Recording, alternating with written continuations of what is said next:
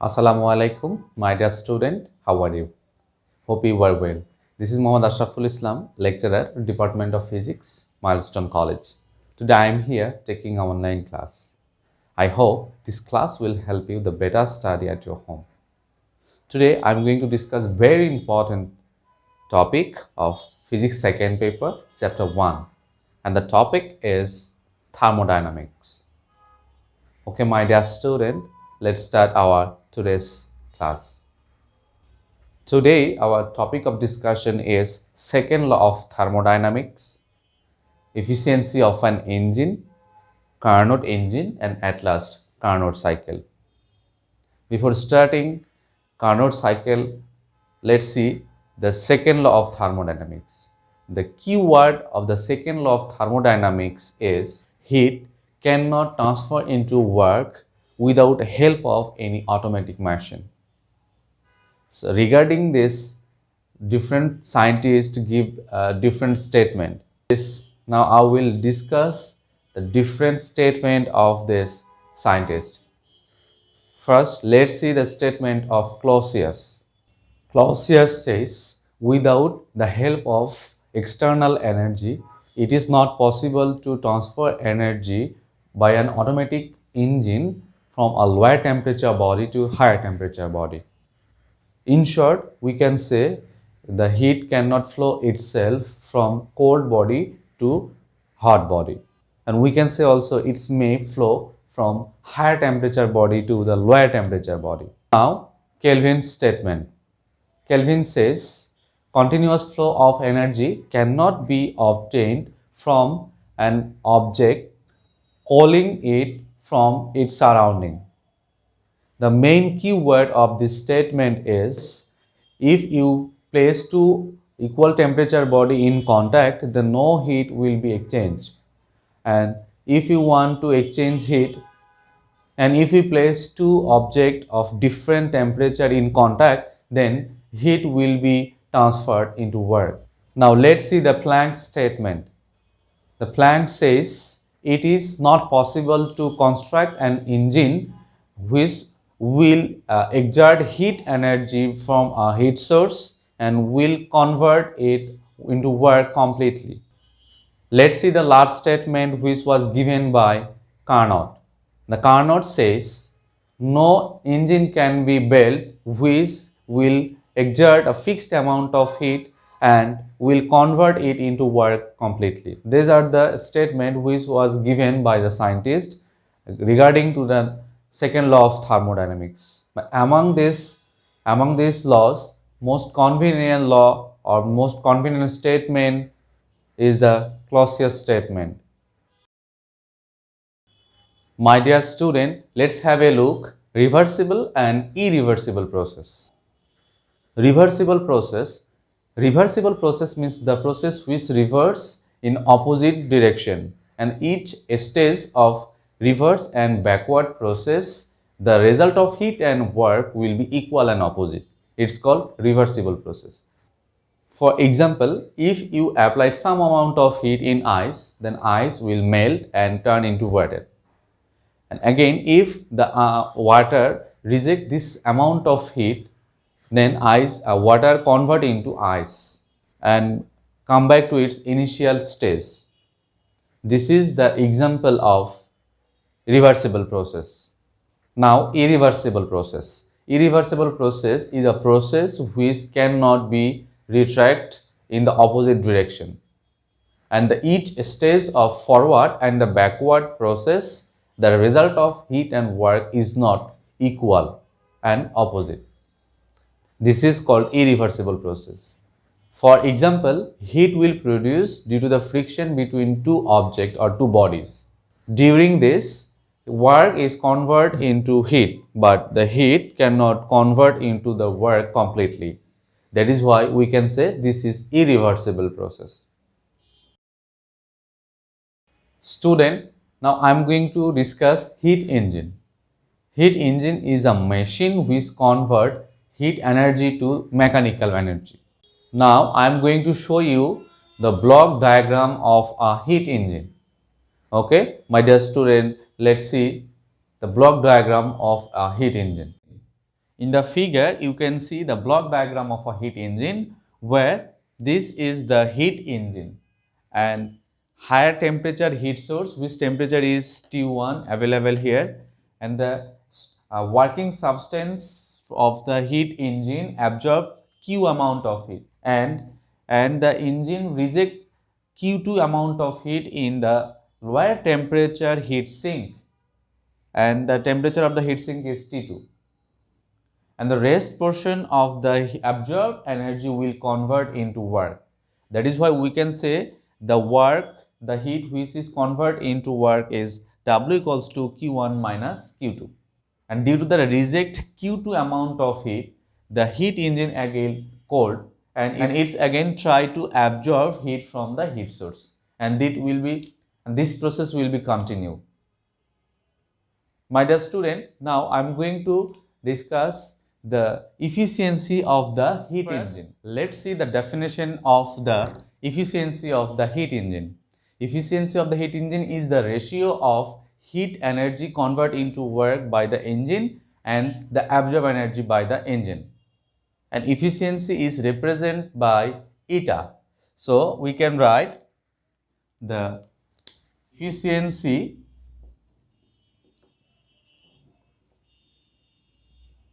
equals to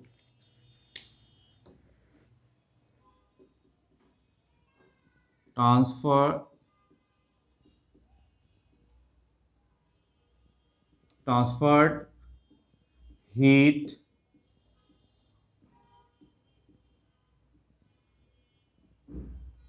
into work divided by absorbed heat energy by the engine. Absorbed heat. And here you can see in the diagram, absorbed heat by the heat engine is Q1, and the work done, and the heat which is converted into work done is W equals to Q1 minus Q2.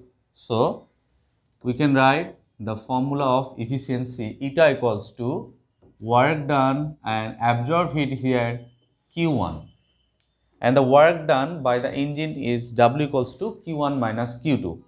That is why we can write replace of W Q1 minus Q2 divided by Q1, and in short we can write the expression like that: eta equals to 1 minus Q2 divided by Q1.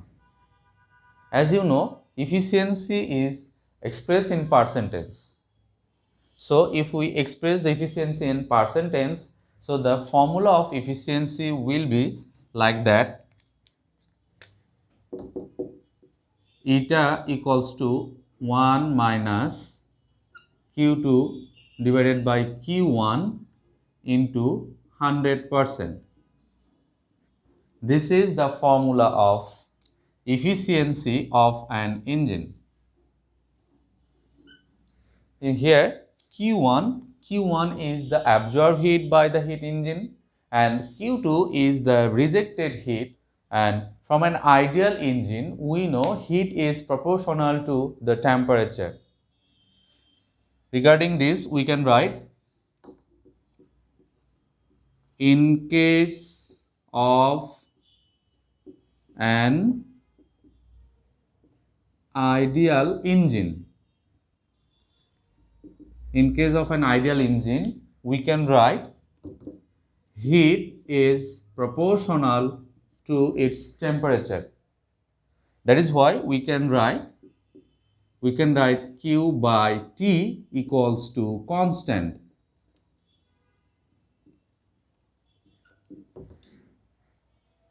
And we can write this expression like that: Q1 divided by T1 equals to Q2 T2. Now changing the position, we can write here Q2 divided by Q1 equals to T2 divided by T1. Now if we put the value of Q2 by Q1 in this equation, in this equation, then we can write the efficiency equals to 1 minus T2 divided by T1 into 100%. This is the formula of efficiency.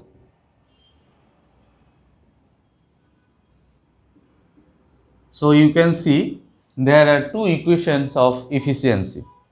One is related to the heat, another is related to the temperature. When in your question the temperature of the heat source and heat sink is given and you ask to calculate the efficiency, then you have to choose the formula of efficiency eta equals to 1 minus T2 divided by T1 into 100%. And when the absorbed heat and rejected heat is given in the stem and you ask to calculate the efficiency, in that situation you will apply this formula of efficiency. This all about the efficiency of an engine. Hope you have understand. Now I am going to discuss with you the very important topic of this chapter, which is Carnot cycle. So before discussing the Carnot cycle, you should have an idea about Carnot engine. Carnot Sadi designed an engine which was free from all defect. It is an ideal engine whose efficiency is 100%, but it is not possible in reality. So this is just an imaginary engine. Let's have a look the construction of the Carnot engine. Carnot engine consists of the following components, and the first components is here cylinder. This is the cylinder, and there is three sides. In these two sides made of the heat insulator, and this is the piston, and the piston can move easily. This is flexible, it can move up and down, and that in that cylinder there is a working substance. And the second components are heat source, and the temperature of the heat source is T1. If the heat source will reject heat, then there will be no change of the temperature. The third component is insulator platform. This is the insulator platform, which is made of heat insulator substance. So if you put the cylinder on the insulator platform, so no heat will be exchanged, or no heat will be absorbed or rejected. And the fourth component of the Carnot engine is heat sink, and the temperature of the heat sink is T2. This is the cold body actually. When the cylinder is placed on the heat sink, then the working substance or the gas will reject heat, the temperature will be decreased, and heat sink will absorb this heat, and the temperature of the heat sink will be T2. Due to absorb some heat, the temperature of the heat sink will not be changed. So this is all about the construction of the Carnot engine. Now let's see the Carnot cycle. The definition of the Carnot cycle is the cycle in which ideal gas is used, a working substance, start with a constant pressure and the temperature, and passes through isothermal and adiabatic expansion and isothermal and adiabatic contraction and return back to its initial stage. And this is called the Carnot cycle. In that Carnot cycle, there are 4 steps. Let's discuss the step individually. In the first step, the cylinder is placed on the heat source. As it is placed on the heat source, so due to this, the working substance or gas will absorb heat, and due to absorb heat, its internal energy will be increased, and that is why its temperature will be increased, and the molecules of the gas will be heat all the walls, and that is why the expansion will take place here.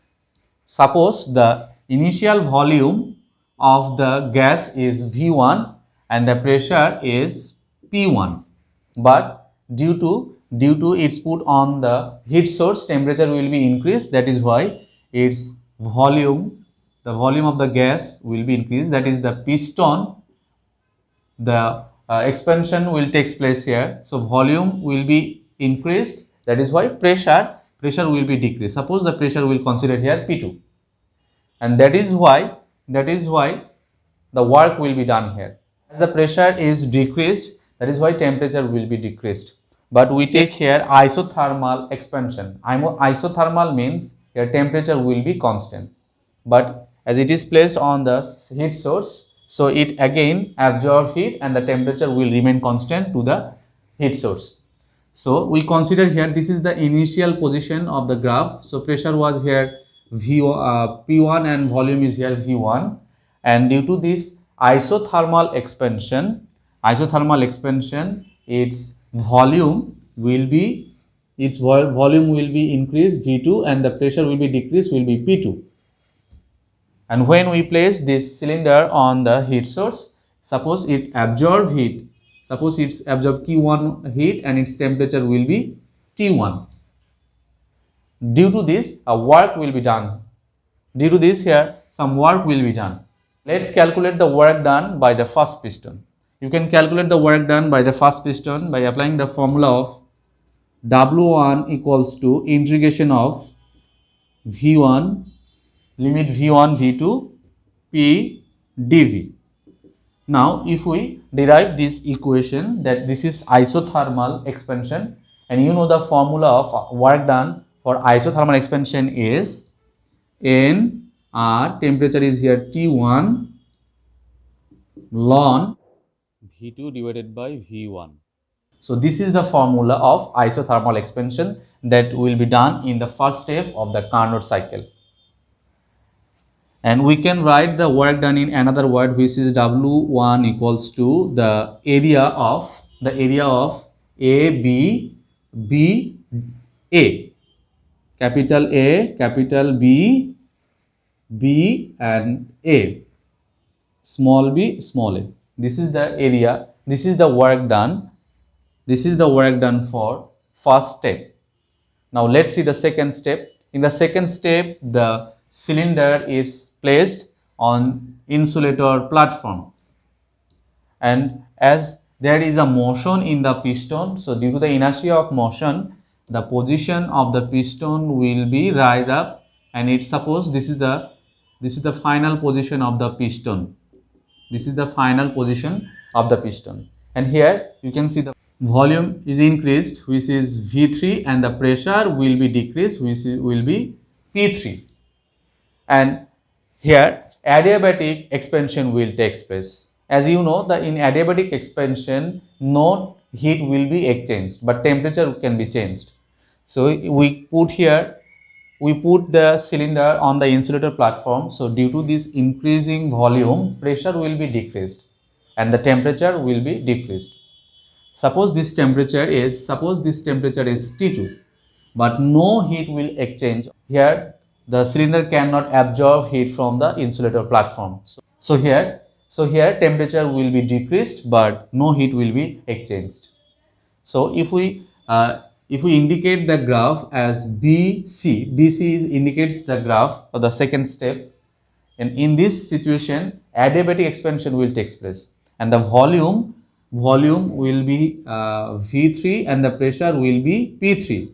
As there is the expansion of volume, so we will get here a work done. And as you know, the work done for adiabatic process can be calculated in the way of like that. And after solve this equation, we will get the final equation, that is R divided by gamma minus 1 into T1 minus T2. Here R is the molar gas constant, which has a fixed value. Gamma is also constant. T1 is the temperature of the heat source and the T2 is the temperature of the heat sink. And in another word, we can write the formula, that is W2 equals to the area of B to C and again B. This is the area. So we can write here B, capital C, then small c and small. This is the work done for the second step. Now in the third step, we should put the cylinder on the heat sink, and here isothermal contraction will take place. In the third step, isothermal contraction will takes place. So due to this contraction, the volume of the gas will be decreased. Suppose this volume is V4. Due to the contraction, due to this contraction, the pressure will be increased. Suppose pressure is P4, and due to this here temperature will be increased. As this is the isothermal contraction, so temperature must be remain constant. Here temperature will be constant because as the cylinder is placed on the heatsink, so due to the contraction, the temperature which increased, which will be absorbed by the heatsink, that is the cylinder will reject heat. Due to this, temperature will be stable, and which is equals to the T2, that is T2, and it rejects, suppose it's Q2 amount of it. Now we are going to calculate the work done. W3 equals to integration of V3 and V4. Here initial volume is V1 and the final volume is V4, PdV. And you know the formula to calculate the work done in isothermal process is N R, temperature here T2, so we can write T2 ln V4 divided by V3. And in another word, we can write the formula W3 equals to the area of, as the graph of isothermal contraction is C to D, so the area of C to D will be C, capital C, small d, and capital D. Capital C, small d, and the capital D. Now, in the last step, the cylinder is to be placed on insulator platform, and adiabatic contraction will take place here. As there is a motion of the piston to goes downward, so due to this inertia of motion, it's gained the position of this initial position of the piston. That is, the volume was V4. In that position, the volume of the cylinder gas was V4, and due to the contraction, its volume will be V1 because it gets its initial position. The volume will be V1. As this is the contraction, so here pressure will be increased, and due to the increase of pressure, the temperature of the gas will be increased. But it is placed on the insulator platform, so no heat will be rejected, or no heat will be absorbed by the insulator platform because it is placed on the insulator platform. This is the adiabatic process because in there no heat will be exchanged. Here temperature will be increased, and that temperature will be gradually increased, and it's returned back to the heat source. And due to this cycle, the substance absorbs Q1 amount of heat, and after finishing this cycle, it's again reject the same amount of heat to the heat source. So let's see the work done for the fourth step. In the fourth step, the graph is D to A. This is the contraction, that is volume is decreased and the volume is decreased here, and pressure is increased, and the work done will be W4 equals to the integration of V4 and V1 PdV. This is the adiabatic contraction. So work done for adiabatic contraction will be like that: capital R divided by 1 minus gamma into T1 minus T2. This is the work done for the adiabatic contraction or the fourth step. In another word, we can say W4 equals to the work done area of d, small a, capital A. Capital D, small a, and the capital A. The total work done, we can write W equals to W1 plus W2 minus W3 minus W4. I use here negative minus W3 minus W4 because this third and fourth step is the opposite to the first and second step. And after calculating it, we will get the work done, which is equals to the area of ABCD. ABCD. So this is all about the Carnot cycle and the Carnot engine. You should remember all these things that I have discussed. In which step isothermal contraction, in which step is the isothermal expansion, which is adiabatic contraction, which is adiabatic expansion. You have to memorize all the steps very well. Let's review. In the Carnot engine, there are 4 cycles. In the first cycle, here isothermal expansion takes place, and the work done will be W1 equals to nR T1 ln V1 by V2. If you ask to calculate the work done in the isothermal expansion, so the formula will be W1 equals to nR T1 into ln V1 divided by V2. And the second step is adiabatic expansion. In adiabatic expansion, the work done will be W2 equals to capital R divided by gamma minus 1 into T1 minus T2. In the third step is isothermal contraction. In isothermal contraction, the work done will be W3 equals to nR T2 into ln V3 by V4. The fourth step, in that step is the adiabatic contraction. In this contraction, the work done will be W4 equals to capital R divided by 1 minus gamma into T1 minus T2. The first 2 step is expansion and the second 2 step is contraction. To expansion, to contraction. So before to contraction, it's again come back to its initial position and give back the energy that it absorbed in the first step. That is why the efficiency of the Carnot engine becomes 100% and it is an ideal engine. But this is just an imaginary engine. There is no existence of the engine in reality. I hope all of you have understand. That's all for today. If you have any question, you may ask your subject teacher. Thank you for being with me. Stay safe. Stay home.